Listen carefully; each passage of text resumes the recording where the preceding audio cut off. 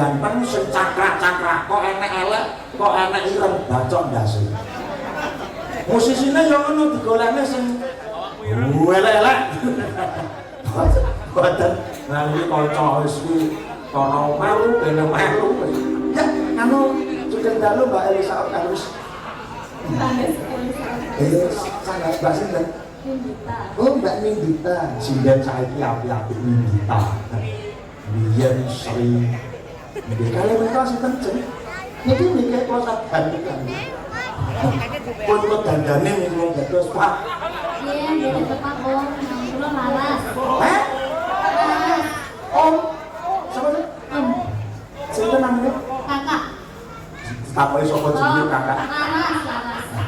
Laras Laras isi ya semester Dereng isi. duh mak Langsung perawat. oh jaluk diseni cah iki aja jarak dong aku kurang-kurang demi mulai iki masalah Iya. lah pengen diseni mbok engko sik patana masuk lampune bener ya lu patani tenang aja langsung mekan gunung isi semester 6 semester kali. aja paling wis labrak gede ya iki Mbak Lisa masa onang-onang enggak bener menang ora atom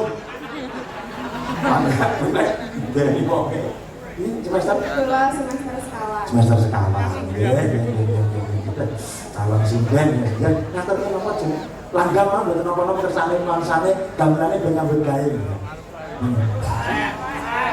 MC ini kaya ngomong tai bunda oh ini buatmu monggo langgam napa kersane kula kepengin mireng ungelipun jeger-jeger wonten Prabowo wonten Prabowo apa Menawi slendro sakit banget. lho sakit piye to gamelane iki pun slendro penak jenenge Oh nggih. nggih Nuwun nganu mawon. yo napa Bubuk asmara. orang dalam buku mendadak slendro mana sakit nggih semoga Bapak Ibu menika dipun midhanetaken sesarengan wonten manut yo Sulistiani Ngayu wonten yo Laras kalian yo sapa jenenge Nindita. Nindita sesarengan kalian Sanggar Seni Jolodoro dipun sengkuyung kalian musisi Lotus Terpal lah semoga tadi lomba-lomba